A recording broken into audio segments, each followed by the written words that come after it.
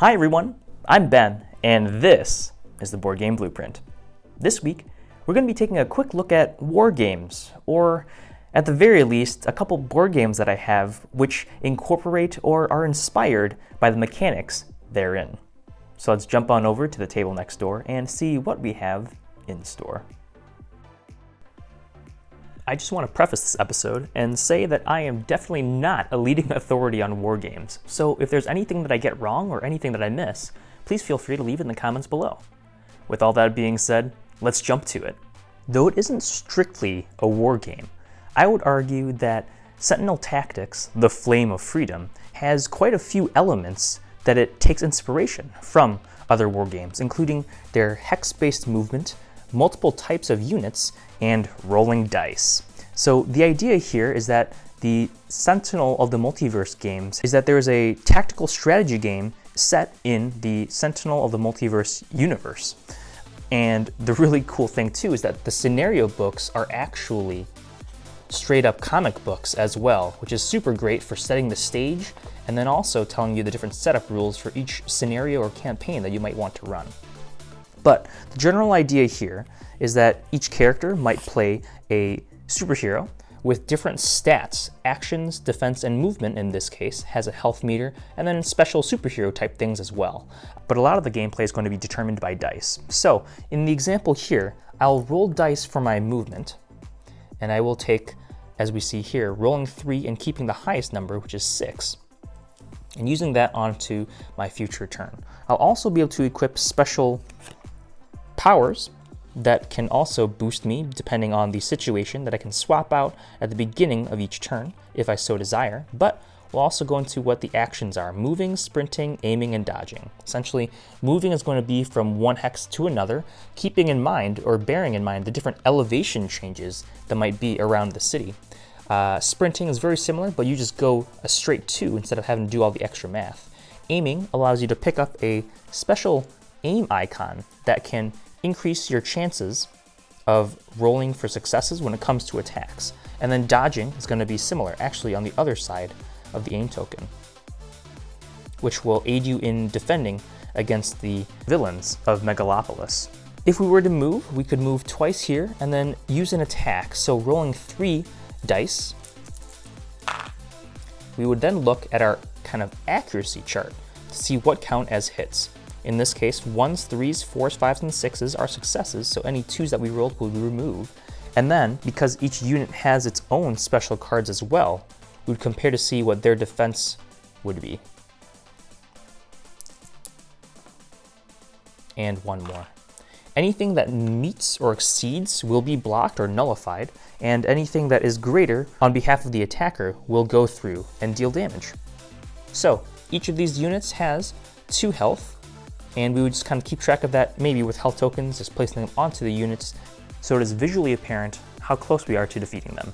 Then the enemy would take their turn with a similar player board, and so on and so forth.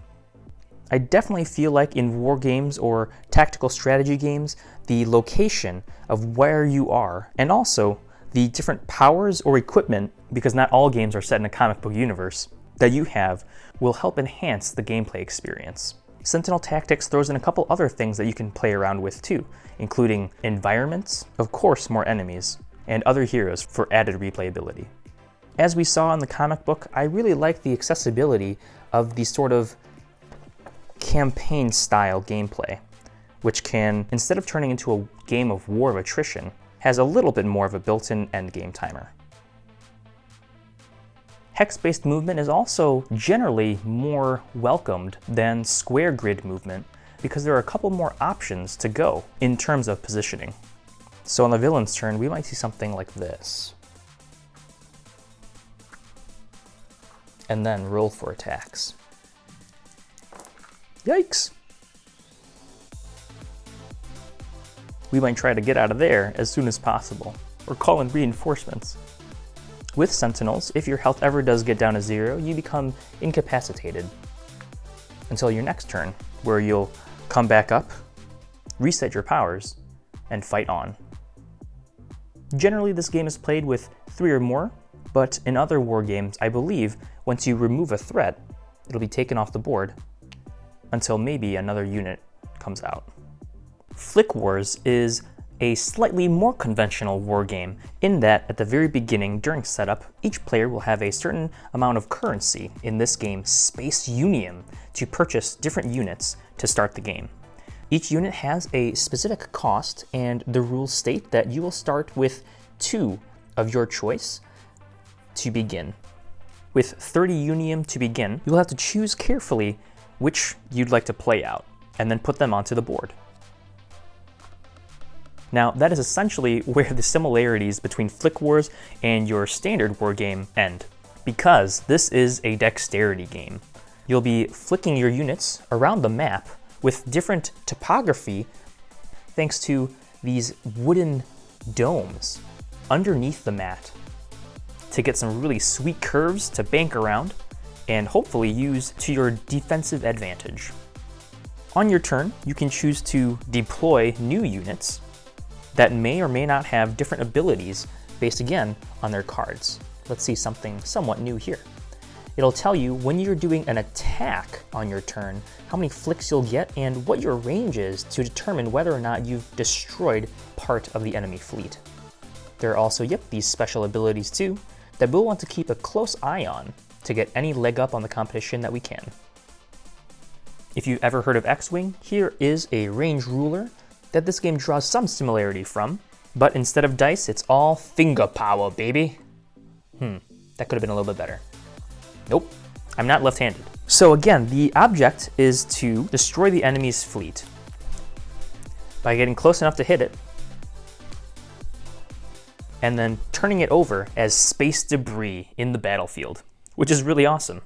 Of course, on your turn, you might also choose to take a command turn, where instead you can use some of your Unium left over from before